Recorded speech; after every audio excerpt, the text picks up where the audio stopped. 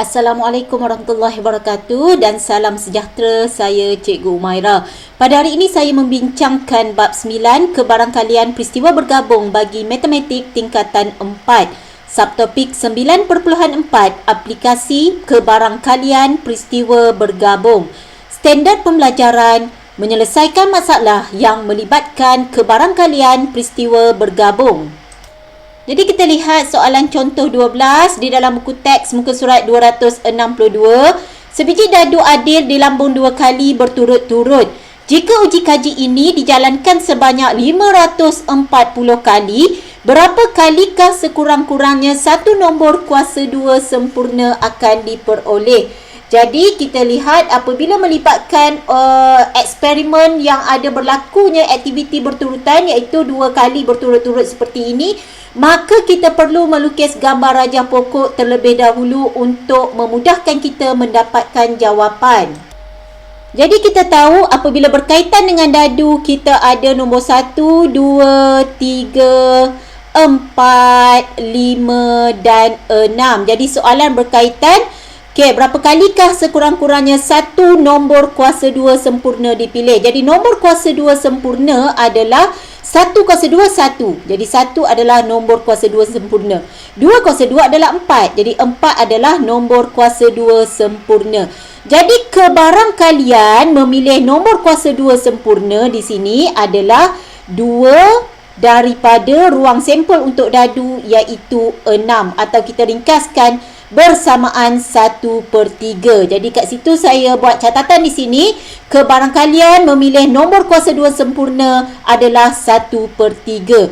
Jadi untuk memudahkan kita melukis gambar rajah pokok, kita akan buat seperti ini, iaitu K peristiwa mendapat nombor kuasa 2 sempurna dan K prime adalah peristiwa mewakili mendapat nombor bukan kuasa 2 sempurna.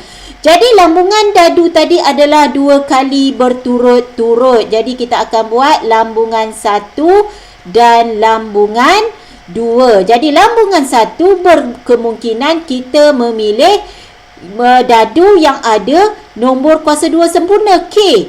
Atau juga kemungkinan akan memilih dadu yang tidak mempunyai kuasa 2 sempurna, iaitu nombor selain daripada 1 dan 4. Jadi kita anggapnya sebagai peristiwa K prime.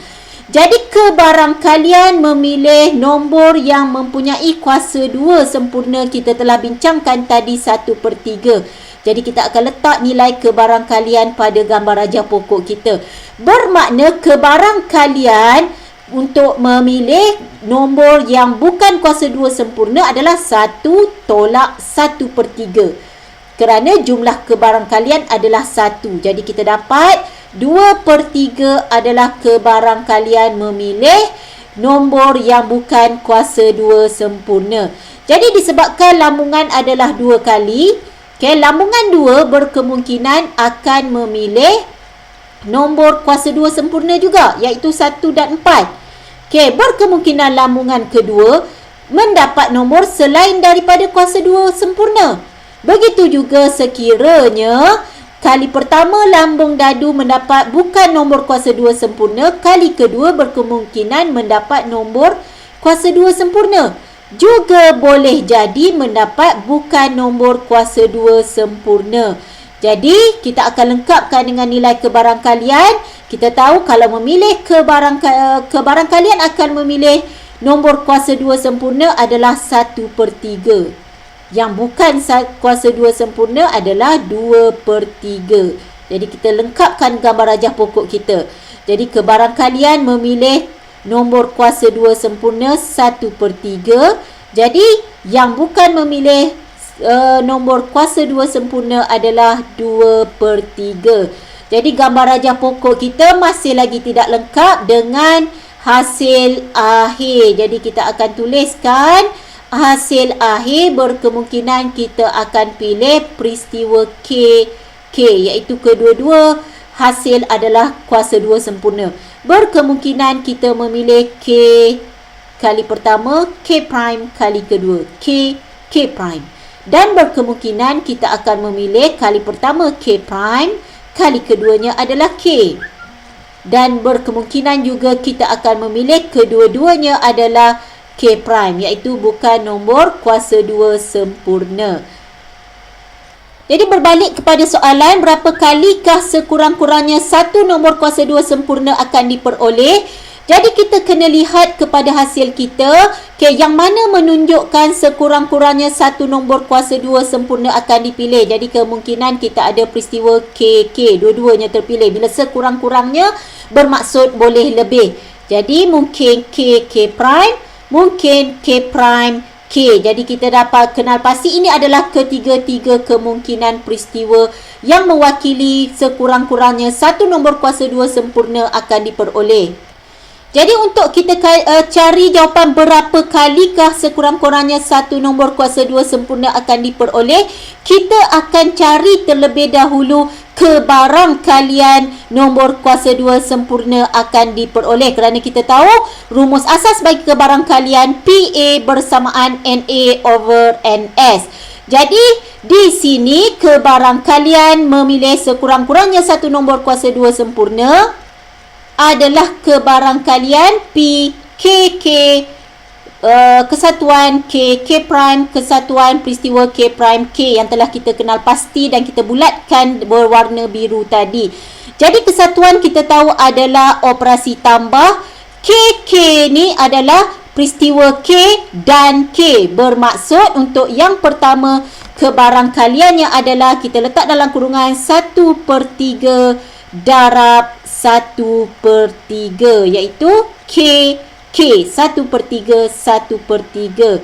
Jadi kesatuan tambah yang kedua K 1/3, K prime nya adalah 2/3. Jadi darab 2/3. Dan yang terakhir K prime kita 2/3 didarab K kita adalah 1/3. Jadi kita akan selesaikan menggunakan kalkulator. Jadi kita masukkan nilai sama seperti yang kita tulis. Buka kurungan terlebih dahulu. Anda rujuk pada skrin kalkulator. Jadi 1/3 darab 1/3. Kemudian kita tutup kurungan. Oh, dia dah lari. Sebentar kita betulkan dulu. Okey. Jadi kita buka kurungan. 1/3. Okey, darab 1/3. Okey, kita tutup kurungan. Kita tambah dengan buka kurungan yang kedua 1/3. Okey, darab 2/3. Kita masukkan nilai 2/3. Tutup kurungan. Okey, kita tambah operasi yang terakhir iaitu buka kurungan dahulu 2/3 didarabkan dengan 1/3. Jadi hasilnya adalah 5/9. Jadi 5/9 yang kita kira tadi bukanlah jawapan, itu adalah kebarangkalian memilih sekurang-kurangnya satu nombor kuasa 2 sempurna. Jadi soalan berapa kalikah, bermaksud kita nak cari N sekurang-kurangnya satu nombor kuasa 2 sempurna dipilih. Jadi kita tahu bersamaan dengan nilai kebarangkaliannya 5/9 darab ruang sampelnya ke semua jumlah percubaan iaitu 540. Maka kita akan dapat jawapan akhirnya adalah sebanyak 300 kali. Jadi kesimpulannya sebanyak 300 kali untuk memperoleh sekurang-kurangnya satu nombor kuasa 2 sempurna. Dengan ini kita telah selesai menjawab soalan contoh 12. Soalan contoh 13, buku teks muka surat 256. Sebuah kotak mengandungi 7 biji guli merah, 5 biji guli kuning dan 3 biji guli biru. 2 biji guli dipilih secara rawak dari kotak satu demi satu. Sekiranya guli pertama berwarna biru, maka guli biru itu akan dipulangkan ke dalam kotak sebelum guli kedua dipilih. Sekiranya guli pertama bukan berwarna biru, maka guli itu tidak dipulangkan ke dalam kotak dan guli kedua dipilih. hitung kebarang kalian mendapat kedua-dua berlainan warna. Jadi seperti mana yang saya maklumkan sebentar tadi, sekiranya aktiviti kita melibatkan aktiviti yang berlaku secara berturutan, iaitu 2 biji guli dipilih secara rawak satu demi satu, bermakna kita perlu melukis gambar raja pokok untuk membantu kita bagi mendapat jawapan. Jadi kita lihat di sini ada 5 biji guli kuning. Jadi ada 5 biji guli kuning, saya wakilkan K, 7 biji guli merah, 7M, 5K dan 3 biji guli biru. Bermaksud ke semua ruang sampel kita adalah 7 tambah 5 tambah 3 iaitu 15. Bermaksud kebarang kalian memilih guli berwarna merah adalah PM kita adalah 7/15. Okey, seterusnya kebarang kalian memilih guli kuning iaitu PK adalah bersamaan 5/15 dan yang terakhir kebarang kalian memilih guli biru iaitu PB adalah 3/15. Jadi setelah kita tentukan nilai kebarang kalian setiap kali memilih guli berwarna apa, seterusnya kita boleh mula melukis gambar raja pokok. Jadi ini adalah gambar raja pokok kita, iaitu kebarang kalian kali pertama, guli pertama yang dipilih kemungkinan memilih merah 7/15, kuning 5/15, biru adalah 3/15 seperti mana kita bincangkan tadi. Dan kita lihat kebarang kalian untuk memilih guli yang kedua ada syarat sebentar tadi. Jika kita memilih guli biru, guli itu dipulangkan ke dalam kotak. Tetapi kalau memilih bukan biru, guli bukan biru itu tidak dipulangkan. Jadi kita lihat di sini, sekiranya kita memilih merah kali pertama, berkemungkinan kali kedua akan memilih merah, kuning juga biru. Jadi kalau kali pertama memilih merah, nilai kebarang kalian tadi dah jadi 6/14. Kenapa? Sekiranya guli pertama bukan berwarna biru, guli itu tidak dipulangkan. Bermaksud dalam ruang sampel tadi, guli merah telah dikeluarkan, tinggal 14. Jadi merah yang kedua yang akan dipilih, jumlah merahnya sekarang pilihannya ada 6 sahaja. Sebab itu 6/14. Jadi sekiranya kali kedua memilih guli kuning, yang kali pertama memilih merah, jadi guli merah tadi tidak dipulangkan, ruang sampel sekarang tinggal 14 guli. Jadi kemungkinan memilih kuning, kuning masih ada 5 pilihan. Jadi kita dapat 5/14. Jadi sekiranya kali pertama memilih merah, jadi bermaksud guli itu tidak dipulangkan. Kebarang kalian memilih guli biru kali kedua, biru ada 3 guli, per ruang sampelnya ada 14. Jadi sekiranya kali pertama memilih kuning, begitu juga berlaku untuk pilihan kali kedua, iaitu guli kuning itu tidak dipulangkan kerana bukan biru. Jadi ruang sampel tinggal 14 dan pilihan untuk mendapat kebarang kalian guli merah, pilihan merah 7, bahagi ruang sampelnya, jadi kebarang kaliannya adalah 7/14. Begitu juga sekiranya kali pertama memilih kuning, kali kedua kuning. Jadi kuning dan kuning kali kedua, kuning daripada 5 telah tinggal 4 dan ruang sampelnya berkurang 1 jadi 14. Jadi kebarang kalian memilih kuning kali kedua adalah 4/14 dan kebarang kalian memilih biru untuk kali kedua adalah 3/14 dengan alasan yang sama seperti mana saya bincangkan tadi. Jadi sekiranya kali pertama memilih guli biru, jadi kita sedia maklum sekiranya memilih guli biru kali pertama, guli itu akan dipulangkan semula.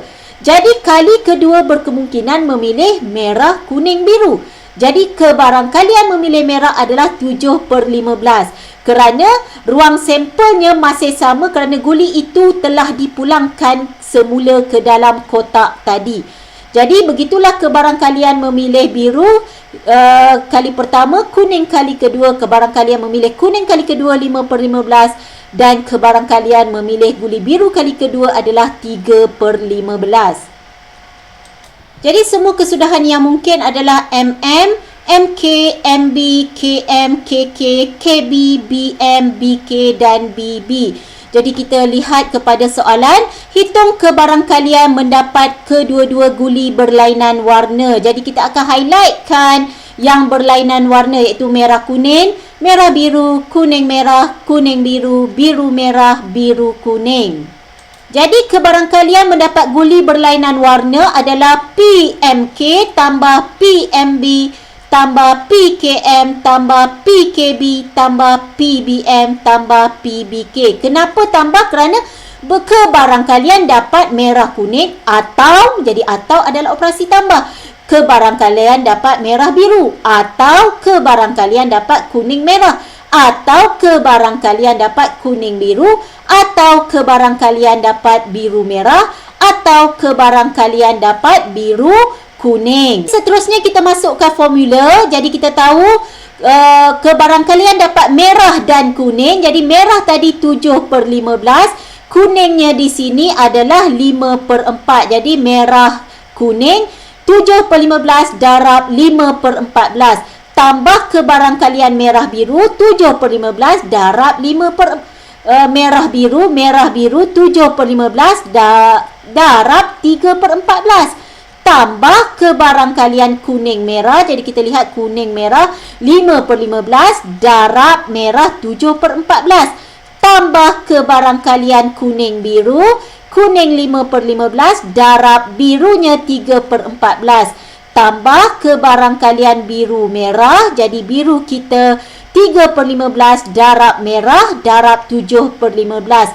Dan yang terakhir biru kuning, biru 3/15 dan darab kuning 5/15. Jadi kita selesaikan semuanya menggunakan kalkulator. Akhirnya kita dapat jawapan 349/525 adalah nilai kebarangkalian mendapat kedua-dua guli yang berlainan warna. Jadi dengan ini telah selesailah perbincangan kita berkaitan penyelesaian bagi soalan contoh 13. Sekian saja untuk video kali ini. Saya harap video ini mampu memberi manfaat kepada yang memerlukannya. Video seterusnya adalah bab 10 iaitu matematik pengguna pengurusan keuangan. Dengan ini saya sudahi. Sekian, terima kasih.